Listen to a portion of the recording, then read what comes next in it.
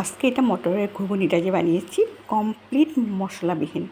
আপনারা কি একবারের জন্য ভাবতে পারছেন এটা যে মশলা ছাড়া একটা রেসিপি? দেখুন কীভাবে বানানো। তার জন্য আগে মটরগুলো ভিজিয়ে আলু কেটে এভাবে রেখে দিয়েছি। তারপর মটরগুলো কুকারে 2টা সিটি মারার জন্য রেডি করছি। সাথে কিন্তু 2টো আলু একসাথে দিয়ে দিয়েছি। তেল ভালো মতো গরম হয়ে আসছে, আমি দিয়ে দিলাম একটু মেথি গুঁটি। আর কেটে রেখেছি আপনার পেঁয়াজ, কাঁচা লঙ্কা, আদা কেটে রেখেছি, আর হলো টমেটো। তেলটা খুব ভালো মতো গরম হয়ে আসছে, এখন আমি এইগুলো সব দিয়ে দিলাম, দিয়ে ভাজবো।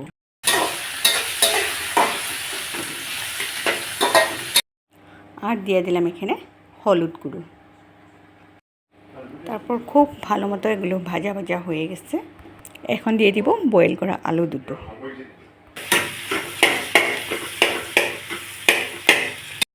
তারপর দিয়ে দিচ্ছি বয়েল করে রাখা মটরগুলো।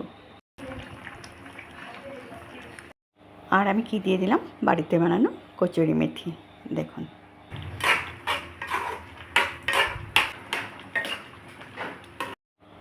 আজকের রেসিপিটা আপনাদের কেমন লাগলো বলুন। মশলা ছাড়া একটা যে এত দারুণ রেসিপি আপনাদের সামনে নিয়ে আসলাম, নিশ্চয়ই আপনাদের অনেক ভালো লাগলো। যদি ভালো লাগে আপনারা লাইক কমেন্টস করে আমাকে সাপোর্ট করবেন। ধন্যবাদ, ভালো থাকুন সবাই।